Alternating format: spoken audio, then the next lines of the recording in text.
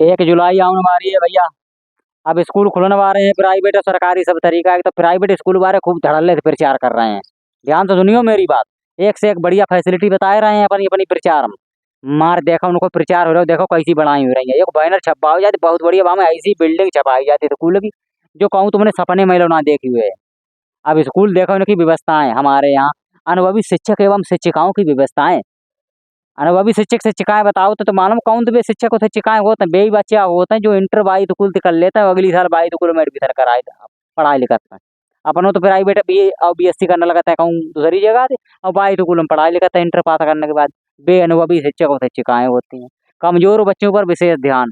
पता ना कौन तो ध्यान दिया, छुट्टी के बाद तुरंत हमारे मूर्ख बजाई दिया जाता बालक, फिर ध्यान न कहते टाइम दे जाते। और बताइए छायादार वृक्षों की व्यवस्था। ये इतने बड़े पेड़ लगे होते हैं स्कूल में। अरे कल बिल्डिंग बन के तैयार भाई, तल्लो छायादार वृक्षों पैदा हुई है हमारे जाना समझू माउत। अब कमरा ये थे छब्बाई देते कम से कम 20 कमरा। 5वीं तक की मान्यता होती नहीं कि स्कूल में प्राइवेट ना, और इंटर तक के क्लास लगाओ। कमरा बता देते हैं 20 बा में हो तो चाहिए 5 कमरा बने, तो वो आदमी लिंटर ना पर होते हम सब स्कूल नहीं ना बताओ तो प्राइवेट, लेकिन कचो स्कूल में जाए व्यवस्था हो। फिर अपनी अपनी व्यवस्था बताओ तो एक से एक बढ़िया तरीका से। फर्नीचर बताओ तो बहुत अच्छो फर्नीचर, जाके देखो तो बालक बेचारे फट्टी पे पटके खाते घूमत। अब बता देते इतने बढ़िया बेलचे हैं कि तो कोई जवाब ना है। हवा हवा की व्यवस्था बहुत अच्छी बता। तो पंखा ये कुछ चलती भाई, एक के नीचे कम से कम 50 बच्चा बैठे हो तो पसीना तो चुचियात। उनमें झगड़ा होती हम बैठेंगे पच्चा पंखा के नीचे, बउका थे हम बैठेंगे पंखा के नीचे, 4 बच्चे ने हवा मिलते 14 बच्चा बे होत परे हो तो बातें पसीना से। जा चलती व्यवस्था है नकी।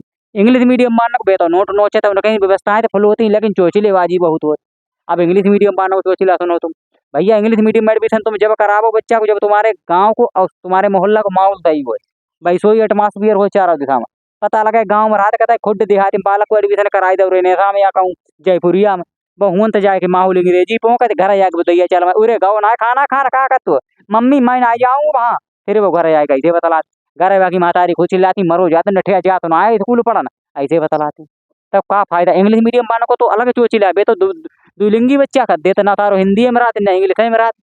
बाको समझ में ना आते ना हिंदी बोल लिखी पाओ सही तरीका से इंग्लिश मीडियम बारो, और ना अंग्रेजी बोली पाओ अच्छी तरीका से। और निरो प्रोजेक्ट न बाहर हो दे 30 प्रोजेक्ट दे देते हैं बाको KBS के बालक के लिए। हमारे जमाने में आराम एक दो प्रोजेक्ट भाओ बाली चिपकाई दी बापे, खाना उना बना के प्रोजेक्ट तैयार हो, प्रोजेक्ट जाके ले होती बच्चा खूब अच्छी तरीका से सीखे, बाको दिमाग खुले प्रयोग करे। ऊपर से तुम इंग्लिश मीडियम बारे का कहते अरे मम्मी पापा के बड़े भैया बहन की मदद ले लियो, उनके जूता न बो दियो।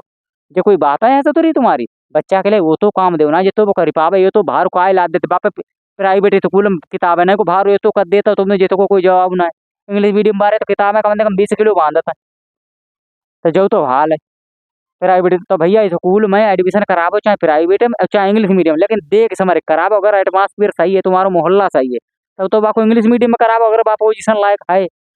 ना तो भैया चुप्पा हिंदी मीडियम में एडमिशन करावो, प्राइवेट में कहूँ अपने आराम से ना सरकारी में जान दो वाला के लिए, कम से कम खिचड़ी तो खाए। सारों को बेफालतू हिंदी इंग्लिश मीडियम दोनों को मिक्सर बच्चा तो ना बने। ध्यान से करावो एडमिशन बच्चा को। अगर मेरी बात अच्छी लगे तो लाइक शेयर और कमेंट जरूर करो जो वीडियो। और स्कूलों की व्यवस्था है वास्तव में बहुत खराब।